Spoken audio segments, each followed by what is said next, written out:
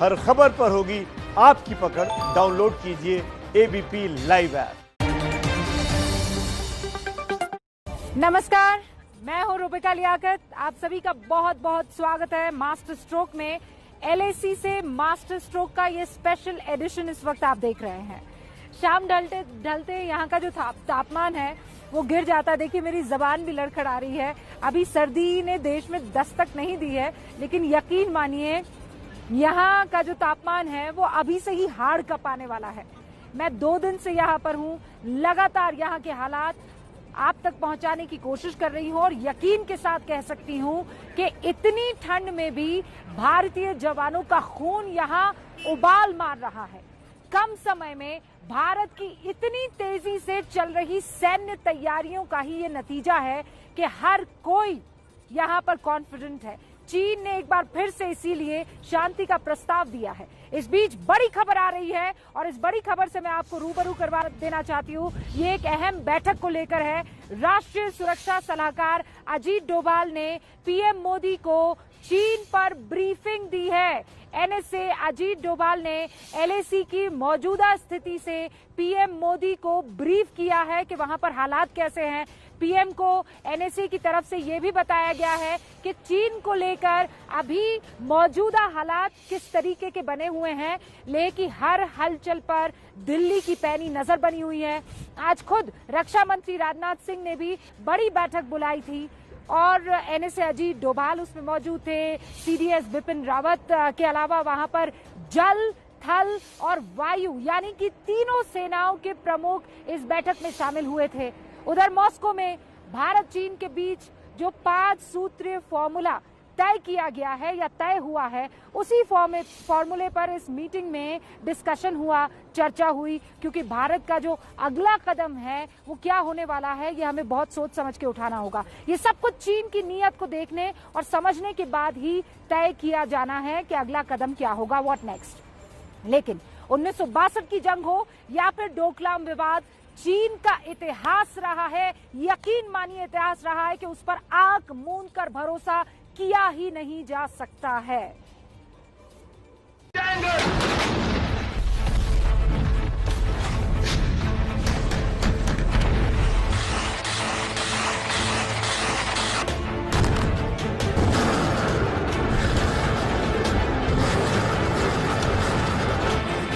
LAC पर युद्ध का माहौल बनाकर चीन अब खुद को बुद्ध का दूत बनाने में जुटा है।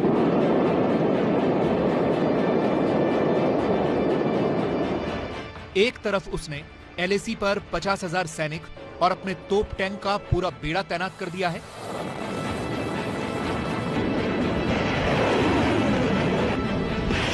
तो दूसरी ओर वो भारत से शांति का छलावा कर रहा है। चीन की यह चाल मॉस्को में हुई विदेश मंत्री एस जयशंकर और वांग यी की मुलाकात में भी दिखी। 2 घंटे से ज्यादा देर तक चली इस मुलाकात में एलएसी विवाद पर 5 बड़ी बातों पर सहमति बनी। सीमा मतभेदों को विवाद न बनने दिया जाए, एलएसी पर आमने सामने की स्थिति खत्म करनी चाहिए, पहले से तय प्रोटोकॉल के तहत एलएसी पर शांति बनाकर रखी जाए, विवादों को सुलझाने के लिए विशेष प्रतिनिधि तंत्र के जरिए बात जारी रहे और हालिया विवाद के बाद दोनों देशों के बीच नए कॉन्फिडेंस बिल्डिंग उपायों पर काम हो। लेकिन मॉस्को से करीब 3,900 किलोमीटर दूर यहाँ लेह में हालात चीन की कथनी से एकदम अलग है। वहाँ चीन के मंत्री शांति दूत बन रहे हैं, लेकिन यहाँ चीन के सैनिक हर रोज ये साजिश रच रहे हैं कि कैसे भारतीय पोस्ट पर कब्जा किया जाए। लेकिन हिंदुस्तान ने भी अपना रूल ऑफ एंगेजमेंट एकदम बदल दिया है। अब अगर चीन अपनी जगह से हिला तो उसे हलाल किया जाएगा। मॉस्को में भारत और चीन के बीच जो साझा बयान जारी किया गया है, वो बात चीन ने 66 साल पहले पंचशील समझौते में भी कही थी। ये समझौता 28 अप्रैल 1954 को तत्कालीन प्रधानमंत्री जवाहरलाल नेहरू और चीन के पहले प्रीमियर चाउ एन लाई के बीच हुआ था। आज चीन कह रहा है कि सीमा मतभेदों को विवाद न बनने दिया जाए। पंचशील में उसने कहा था कि एक दूसरे की अखंडता और संप्रभुता का सम्मान करेंगे। आज चीन एलएसी पर आमने सामने की स्थिति खत्म करने की वकालत कर रहा है, तब भी उसने साझा शांति की वकालत की थी। चीन ने मॉस्को में कहा कि पहले से तय प्रोटोकॉल के तहत एलएसी पर शांति बनाकर रखी जाए। 1954 में भी उसने शांतिपूर्ण सह अस्तित्व का वचन दिया था। चीन इस बात की वकालत कर रहा है कि विवादों को सुलझाने के लिए विशेष प्रतिनिधि तंत्र के जरिए बात जारी रहे। पंचशील समझौते में भी उसने कहा था कि बराबरी और आपसी लाभ के लिए काम करें। चीन ने कहा है कि हालिया विवाद के बाद दोनों देशों के बीच नए कॉन्फिडेंस बिल्डिंग मेजर्स पर काम हो। तब भी चीन ने कहा था कि एक दूसरे के आंतरिक मुद्दों में हस्तक्षेप नहीं करेंगे, लेकिन कश्मीर से आर्टिकल 370 हटाने के खिलाफ वो यूएन में पाकिस्तान के साथ खड़ा था। डिफेंस मिनिस्टर्स की मीटिंग में तो यह बिल्कुल तय हो गया है कि भारत ने अपनी 1 इंच भी जमीन नहीं देनी, और जब मीटिंग होगी बेस्ट ये होगा कि आप अपनी 1 अप्रैल की पोजीशन पे जाइए और वहां से फिर उसके बाद मीटिंग की बात शुरू करिए। और जब अगली मीटिंग्स होंगी तो भारत की फॉरेन पॉलिसी ये होनी चाहिए कि भैया बात अब अक्साई चीन से शुरू होगी, वो कब खाली कर रहे हो। चीन का सरकारी मीडिया भी भारत को लगातार युद्ध की धमकी दे रहा है। ग्लोबल टाइम्स ने कहा कि विदेश मंत्रियों का बयान पेपर टॉक से ज्यादा कुछ नहीं। ग्लोबल टाइम्स के एडिटर इन चीफ ने चीन की इस धमकी को एक कदम और आगे बढ़ाते हुए लिखा, अगर भारतीय सैनिक पैंगोंग लेक से पीछे नहीं हटे तो वो या तो ठंड से मर जाएंगे या फिर कोविड-19 से। युद्ध हुआ तो भारत जल्द ही हार जाएगा। ग्लोबल टाइम्स का एडिटर चीन की सरकार और उनकी सेना इसी गलतफहमी में जी रहे हैं। शायद चीन को ये बात मालूम नहीं है कि भारत के सैनिकों को गोली और गोलों से खेलने की आदत है, और जब बात भारत की आन बान और शान की आएगी तो इस बार जीत की इबारत चीन के सैनिकों की मौत से लिखी जाएगी। चीन की फितरत में धोखा है, उसकी रगों में खून नहीं विश्वासघात बहता है। उसने भारत को पहले भी कई धोखे दिए हैं, लेकिन इस बार भारत उसकी चालों में नहीं फंसने वाला। इसीलिए बात से अलग भारतीय सेना अपनी तैयारियों को लगातार धार दे रही है।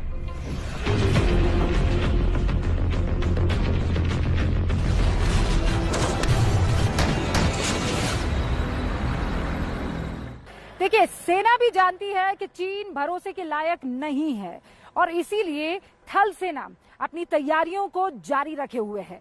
एलएसी पर तेजी से बदलते हालात के बाद सेना की जो हलचल है वो पहले से कई गुना ज्यादा जो है वो बढ़ चुकी है, और वो हालात जो है वो साफ तौर पर दिखाई दे रहे हैं कि कैसे बदल रहे हैं। आज दिन में मैं और मेरे सहयोगी ज्ञानेंद्र तिवारी एलएसी के करीब पहुंचे ताकि आपको जमीनी हकीकत से रूबरू करवा सके।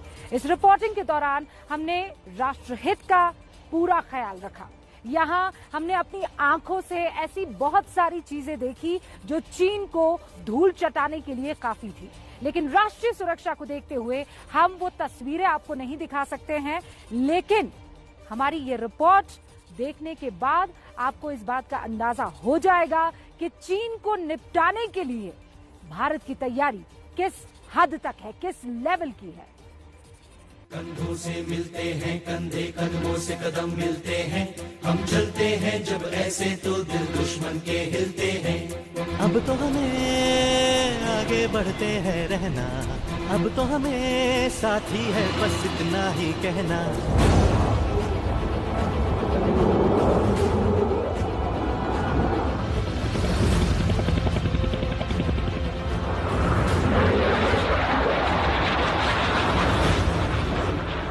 चीन की कमर तोड़ने के लिए भारतीय सेना ने अब अपनी कमर कस ली है, और एलएसी की ओर जाती सड़क पर यह सैन्य काफिला उसी तैयारी का हिस्सा है।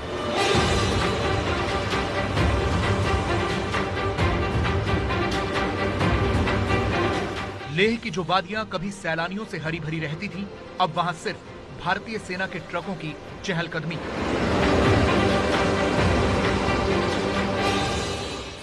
इस वक्त मैं और ज्ञानेंद्र खड़े हैं नेशनल हाईवे नंबर 3 पर, जिसे लेह मनाली सड़क भी कहा जाता है। रूबिका, ये वो सड़क है जो सीधा आपको ले जाएगी उन इलाकों में जहां इस वक्त भारत और चीन के बीच युद्ध जैसे हालात बने हुए हैं, यानी गलवान, पैंगोंग और चुशूल का इलाका जिसका आप जिक्र कर रही हैं। ये वो इलाके हैं जहां चीन पैनी नजर गड़ाए बैठा है। तो चलिए सीधा रुक करते हैं हम इस सड़क का उस पॉइंट तक जहां पर बने हैं इस वक्त तनावपूर्ण हालात। चले गया नहीं? बिल्कुल।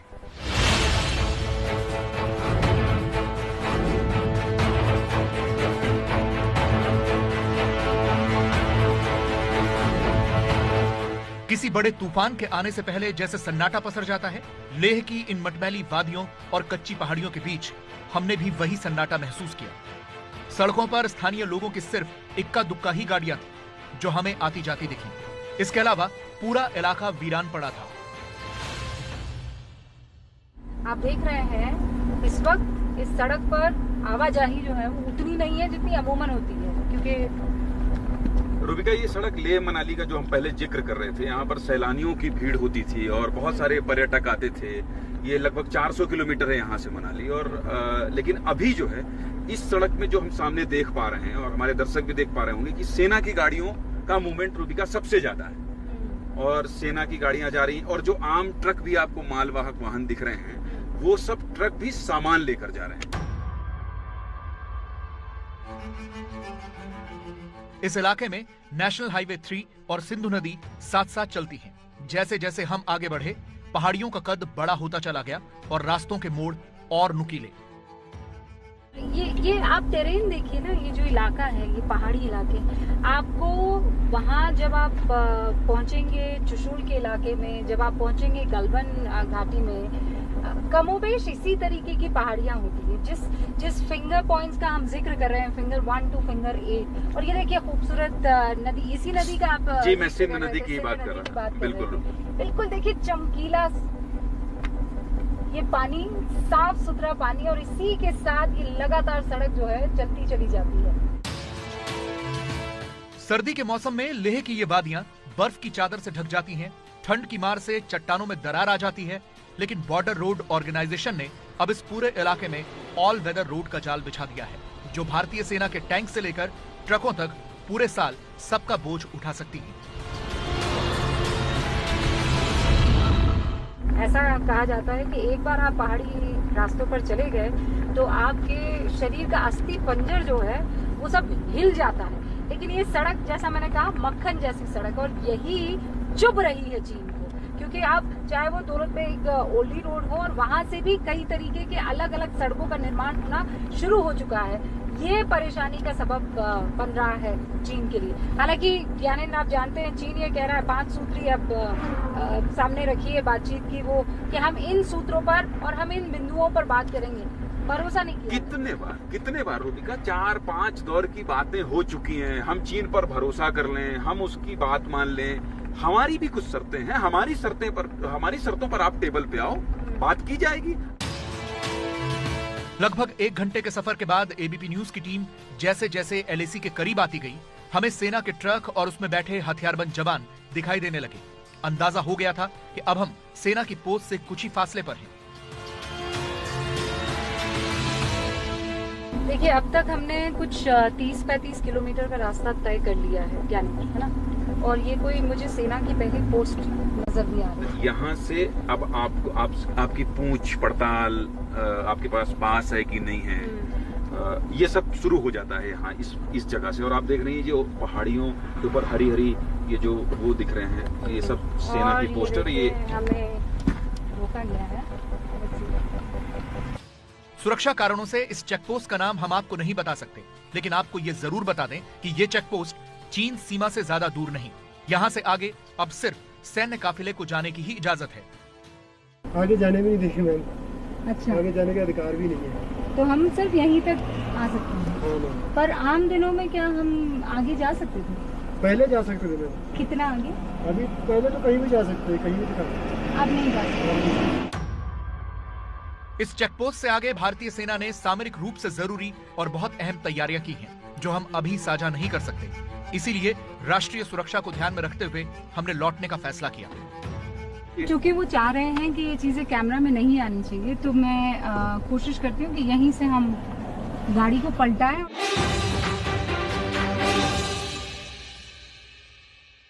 जाना हमें बहुत आगे था, पर हम आगे जा नहीं सकते हैं। राष्ट्रहित का सवाल है, राष्ट्रीय सुरक्षा का सवाल है। कोई बात नहीं, इस वक्त राष्ट्रहित सबसे ऊपर।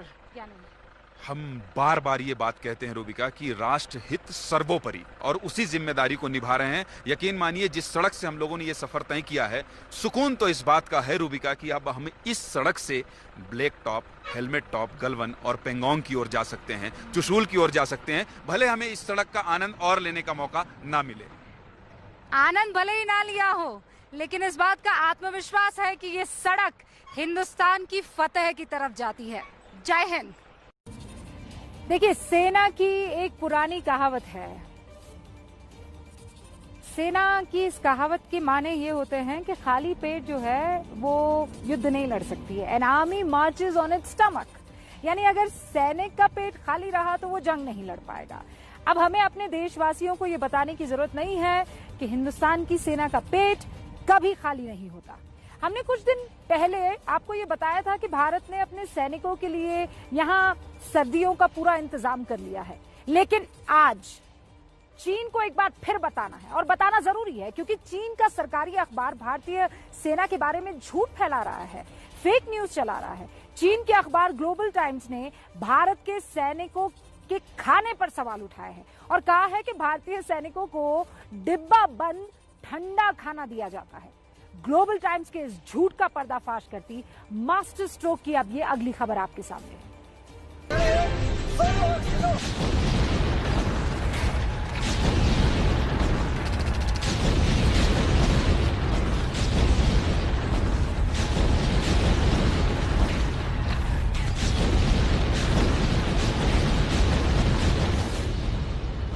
चीन का सरकारी अखबार ग्लोबल टाइम्स अभी तक अपनी सेना के ऐसे प्रोपेगेंडा वीडियो पोस्ट करता था, लेकिन अब वो एक नई चाल पर उतर आया है। ग्लोबल टाइम्स के एडिटर हुशिन ने आज एक ट्वीट किया। ये भी एक प्रोपेगेंडा वीडियो है।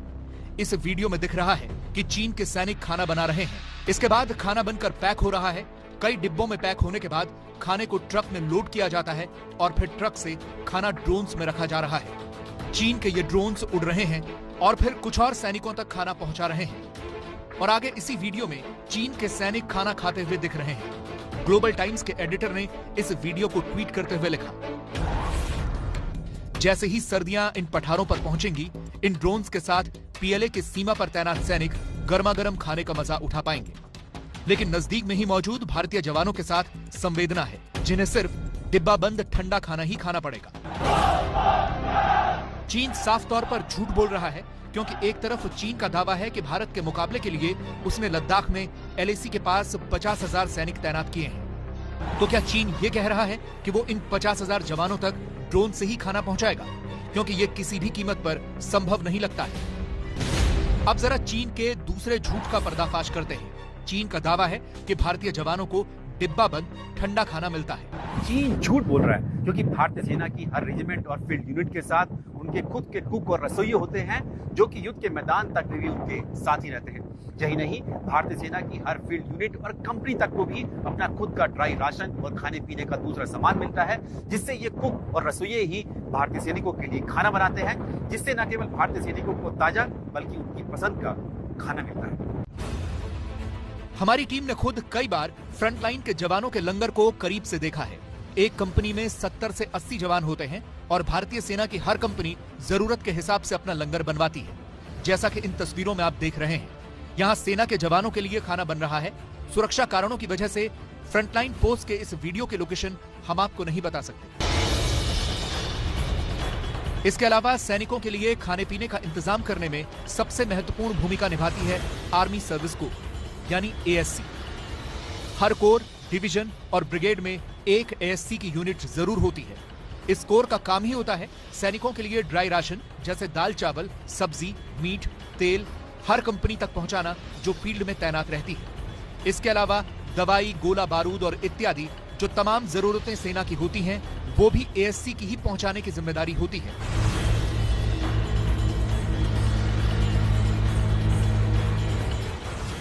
सियाचिन और लद्दाख जैसे बर्फीले इलाकों में रसद और बाकी सप्लाई के लिए ट्रक के अलावा खच्चर और ऊंटों का भी इस्तेमाल होता है। आर्मी सर्विस कोर स्थानीय लोगों से भी ताजी सब्जी और फलों के लिए संपर्क में रहती है। हाल ही में पूर्वी लद्दाख के चुशुल सेक्टर की कुछ तस्वीरें सामने आई थी, जिनमें स्थानीय लोग सैनिकों के लिए खाने पीने का सामान लेकर फॉरवर्ड पोस्ट तक जा रहे थे।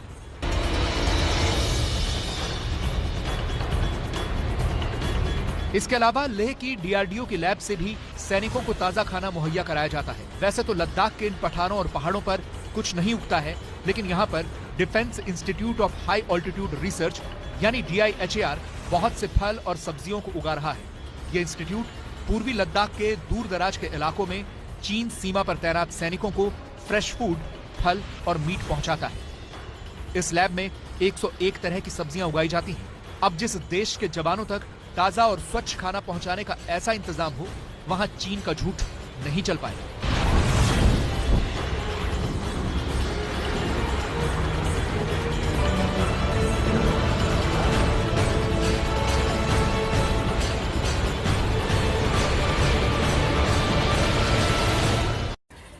तो देखा आपने कैसे चीन झूठ फैला रहा है।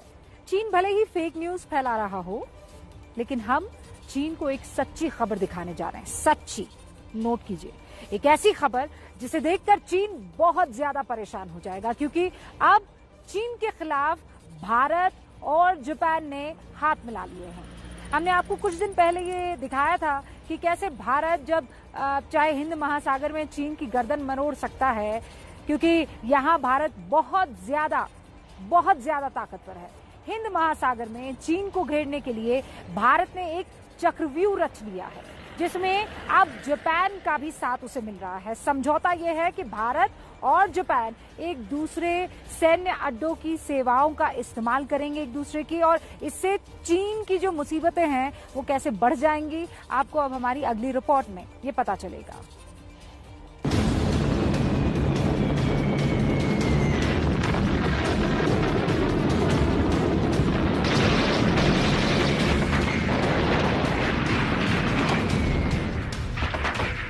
यह है 1962 में हुआ भारत और चीन का युद्ध।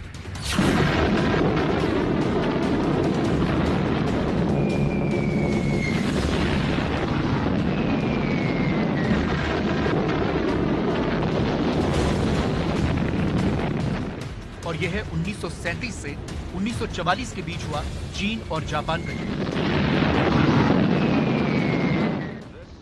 दोनों तस्वीरों को दिखाने का मकसद यह है कि भारत और जापान दोनों की चीन से दुश्मनी है, और भारत और चीन से कई गुना ज्यादा जापान और चीन की दुश्मनी है। 1931 में जापान ने चीन के मंचूरिया पर कब्जा कर लिया था, जिसके बाद 1937 में चीन और जापान के बीच एक बहुत बड़ा युद्ध हुआ था।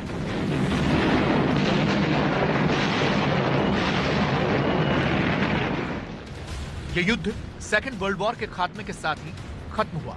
यानी दोनों देशों की दुश्मनी बहुत पुरानी है, लेकिन ये कल की बात है। आज हकीकत यह है कि चीन एक ताकतवर देश है।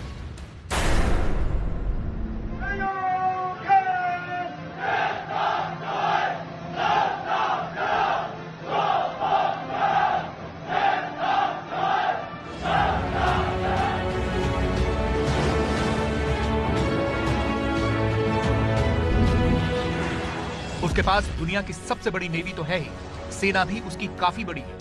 यही वजह है कि आज के विस्तारवादी चीन को घेरने के लिए भारत और जापान एक साथ आ गए हैं।